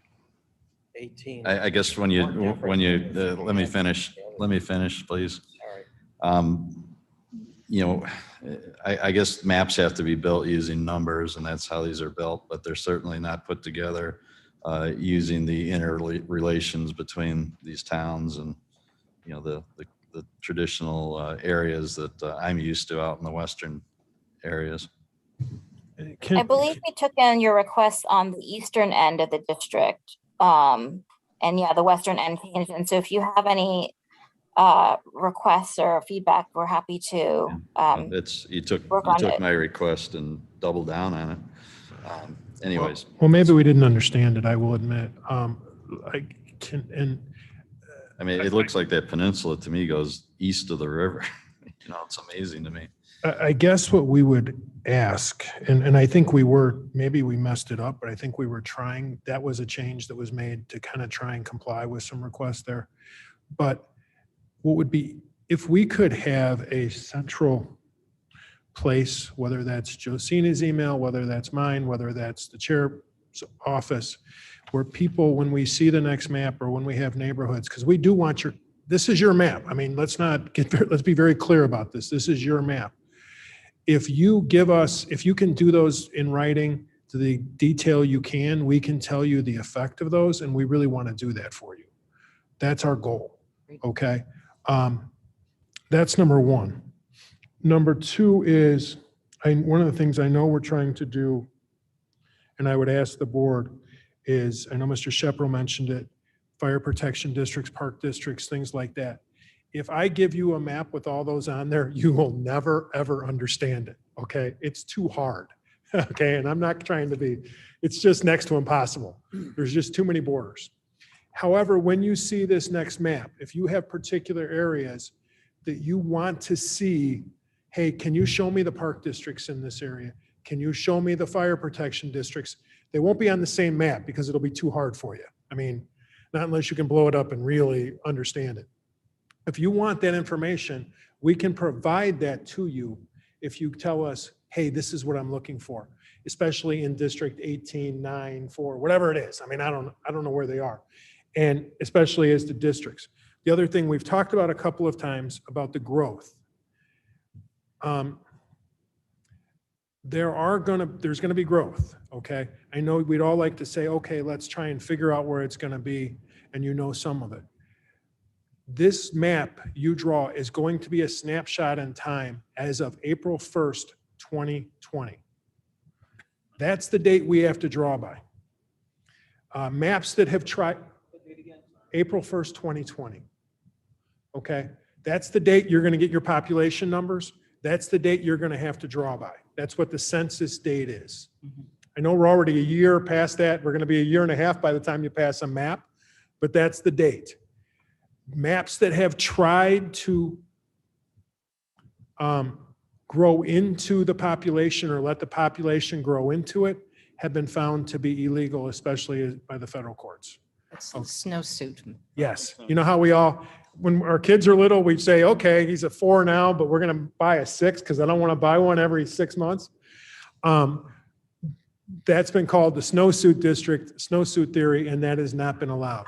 So just for concepts as we go forward, I just want you to be aware of those. I'm sure there are huge areas that are going to be changing.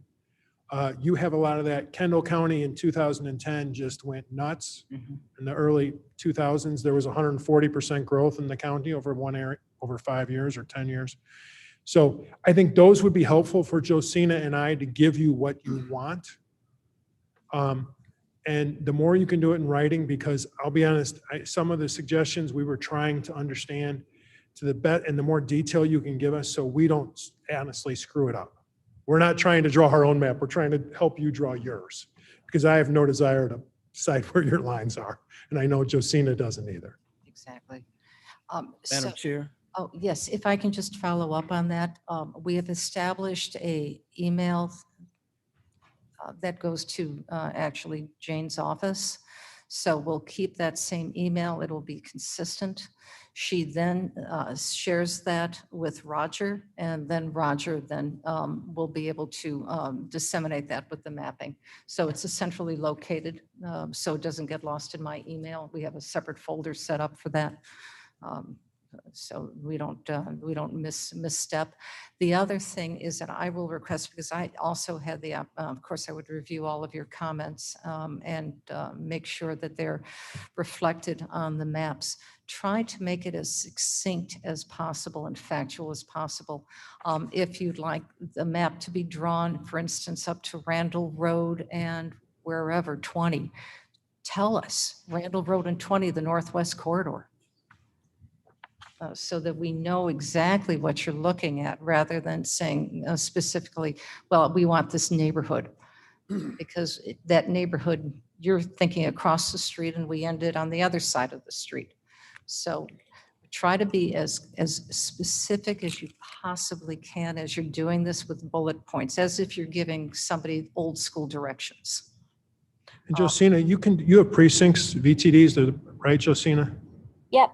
Yeah, so if you give us precincts that you want, hey, we think, look at moving these precincts, we can do that. Those are lined up into the system. So if that's helpful to you. Very good. I think, I'm sorry, Ford, I think getting the precinct would be a big help. One of my concerns is that when I look at, when you look at a state map and you see the fingers in it, it's more of a larger area. When you see fingers in a smaller map that relates to, in this case, county districts, you're talking more of a smaller division of streets and blocks. And I can't imagine seeing the printout that would show the voters within that district right now. It would be so complicated for whoever's, this is not about me, it's about the next person, and, you know, and down the line, because this map that we're doing is for the next 10 years. And before we had that complication, I could see it even more with some of the lines drawn with the one we have. So having the precinct would be a big help. But are some of the precincts going to get changed with the remapping? They will, but what we're trying to do now is you tell us what areas you think should change or what areas you think, and those precincts are already layered into her system. Does that make sense? Does that clear it up? No, I understand that. Mapping to me is very simple. I've been mapping most of my career. So before when we did this, we did it in a matter of just a few meetings, and we're able. But it's easier as we have said before, with having more distinct, knowing the boundaries of the streets and stuff. So having the precincts would help a great deal. So, and Commissioner Ford, I would just add for areas in the cities, Aurora, Elgin, precincts are very large geographies in terms of population. So I would actually request in the cities, if you can say precincts, but if there are particular parts of those precincts with street boundaries, those will be easier to move than entire precincts that have sometimes thousands of people in them. I understand. I just got to have something to work with for me to come up with an answer. That's where it comes down to. And that's what we're going to be providing you. That's what we're going to be providing you. So everyone, we just typed in the email address to make sure that you have it. Kane County Board at co.kane.il.us. So if you can please send all of your comments there, that would be appreciated. The community members who are on a task force, you are welcome to do this as well, to give comment. And we look forward to getting those comments. And of course, our county board elected officials will, I'm hoping we'll have 24 comments from you for each one of your districts. Okay. Now, Madam Chair, can we provide a deadline for feedback so that I have a point where I know that I have all of it at one time? Yes, I would like to have a deadline set. So how much, we should backtrack this. How much time will you all need, our demographers, to be able to put this information together in a readable form for the committee? Today's Thursday, Friday. I can get it to you by Monday. I think we can work that out in the next few days or early next week. So if you said sometime before Wednesday, yeah, next week. So if we get that to you by next, well, we're not going to be meeting next Wednesday, so everyone could review the maps. And then we want the data brought back to us so that 2 weeks from today, we'll have the opportunity to review the maps and have this conversation again. Yeah. So we should get everyone's comments. If you can get the maps to them by Tuesday, is that comfortable for you? I would try Wednesday of next week, might be easier, just so we have a couple business days. Okay. Getting the maps to us and then we. Yes. By Wednesday. Okay. Yes, So that. Wednesday next week, I think would be fair. It gives us a couple business days to. All right. So then when will you need, because we want to have our board members give them ample time to review as well. So I have. Is the following Monday soon enough, or does that give everybody enough time? Yeah, for me. Will that give you all enough time to review? These will just be these maps bigger. Is that what you're talking? Bigger, correct. Yeah. So any changes or suggestions won't be reflected on those. That's correct. Yeah, what we would try and do is if we can give you these by Wednesday next week. If you can get his comments by the following Monday, then Josina can try and incorporate as many as she can in by the Thursday. That gives, Josina works a lot at night, so. Be sleeping. Is that doable, Josina? I'm not trying to push you, but I think. So I would get all of the feedback by end of day Monday and deliver a new map by Thursday. Does that work for you? And I can have the map done by Thursday, but then are people going to want that updated product of every zoomed in district done by that Thursday? So I'm trying to write dates now because Well, so that would be Thursday, June 17th. No, that would be the 24th. Next week. For next week, is that they're going to be getting that would be the 16th, Wednesday, the 16th, to receive maps. Yeah, sorry. And then all feedback from this task force is delivered to you by Monday. And what is the date, please? 21st.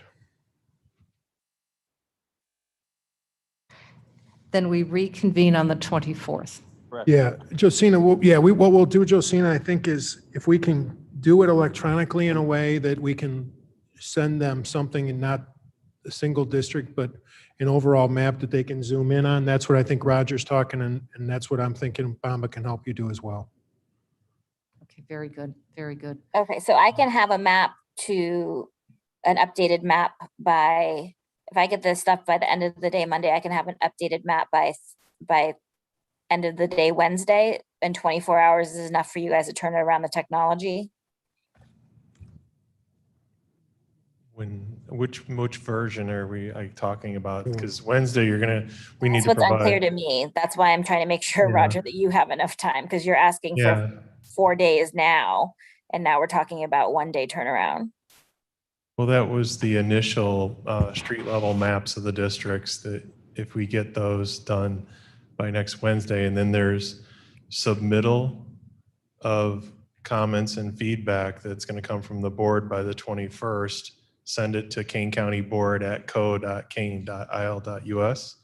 And then on that Monday, you would have all of the recommendations that would need to be turned around in a couple of days. So say by Wednesday or Thursday. No, what she's asking you, Roger, is can you, if she sends them to you by like 5 o'clock on the 23rd, can you get them in a place that for the board by the 3:30 meeting the next day? That's what I think you're concerned about, right, Josina?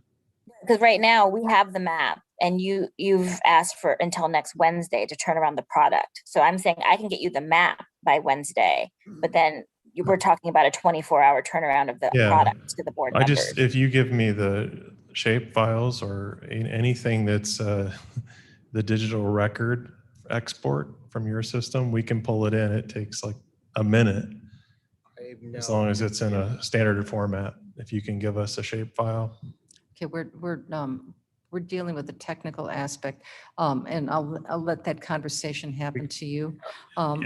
Because the purpose of us, it's interesting to hear, but here's the question. Sure. Can we comfortably meet to have this task force decide on the next level of map they want, version 1, 2, make any adjustments? Because we have got to make a decision on which one of these 3 maps you'd like to start moving forward, who makes the cut?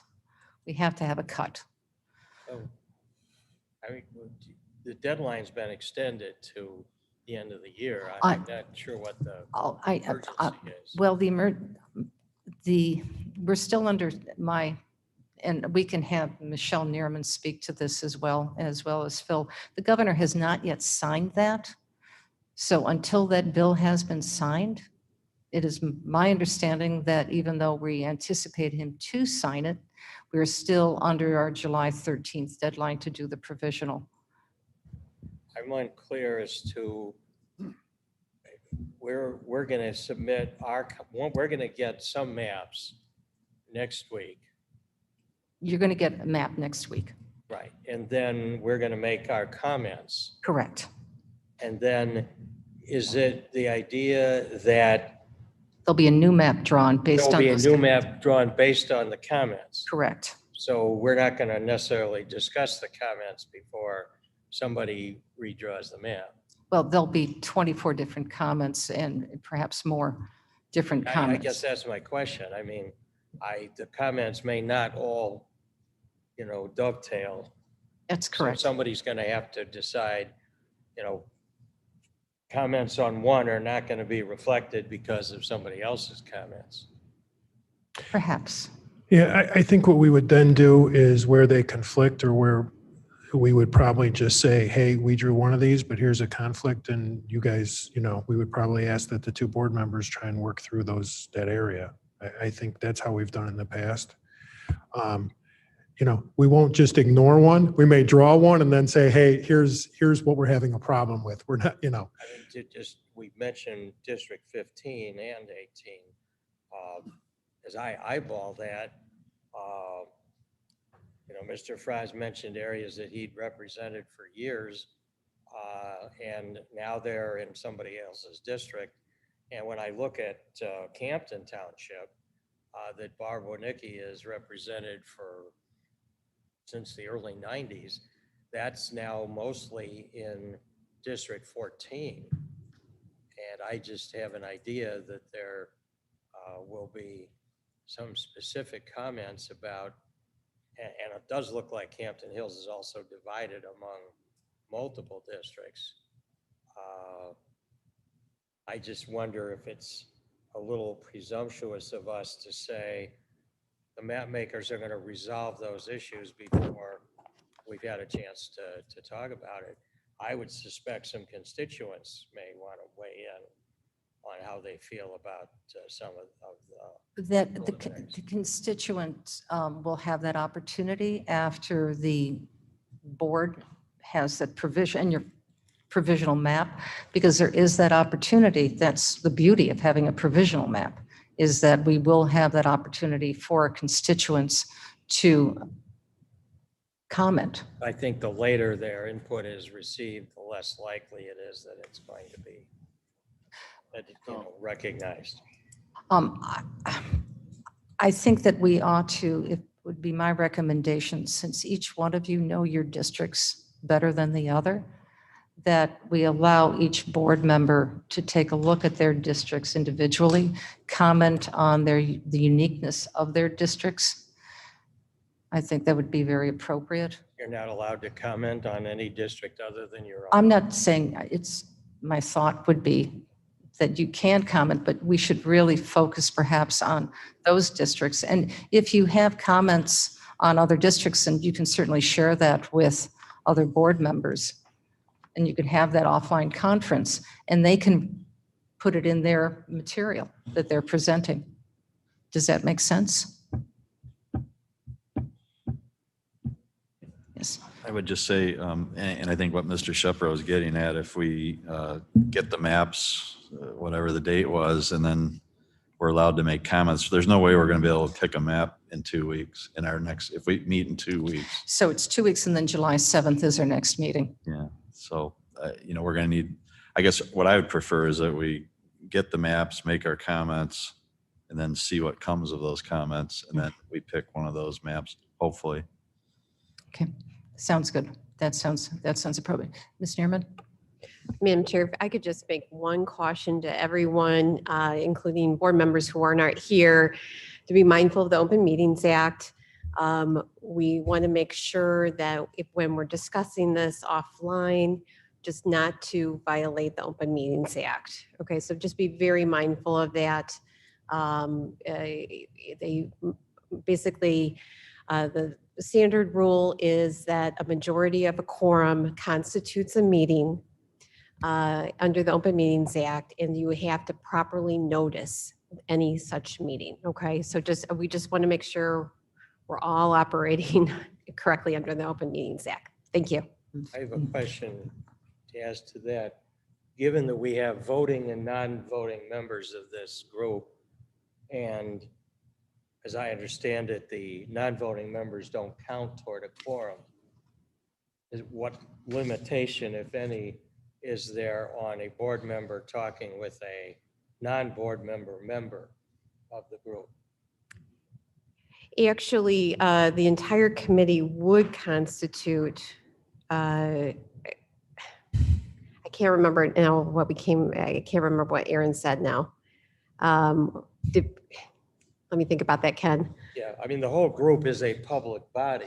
It's a public body, But yes. if some people don't count toward a quorum, you can't have a majority of a quorum if they're not counting toward the quorum. Yeah, I guess is my point. Why don't you, because of the Let me lateness of the ponder hour, that, yes. then you can send an email out Yes, we will do to that. define that. We will do that. So the takeaways for our wonderful staff working hard on this is they're going to figure out how to do the maps. We already see, I think, precincts up there right now. Yeah. Get those maps to us, to the members of the board by Wednesday. Yeah. You will have until, we didn't define that date, till the Monday, the 21st. Yep. To bring the information back to us. So the 16th, the maps you're going to receive in your inbox. The following, and we'll send this to you on the 21st. You're to give them all of your information back to us at the canecountyboard.co, caneillinois.us email. That will all be shared. The maps will then be adapted according to your specifications. Please make them as clear as possible. Street names, if at all, please, addresses maybe, so we know. And then those maps then will be presented back to you on the 24th, which will be our next meeting. We all good? Yes. All right, this was a lot. So thank you all so much for your interest in this. Please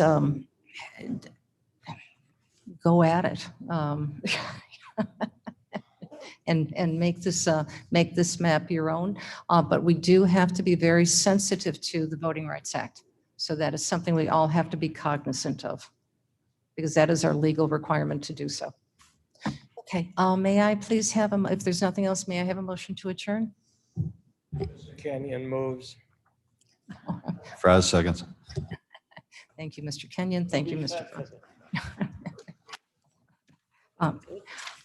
Do I have consensus to any nays? None? Meeting is adjourned. Thank you.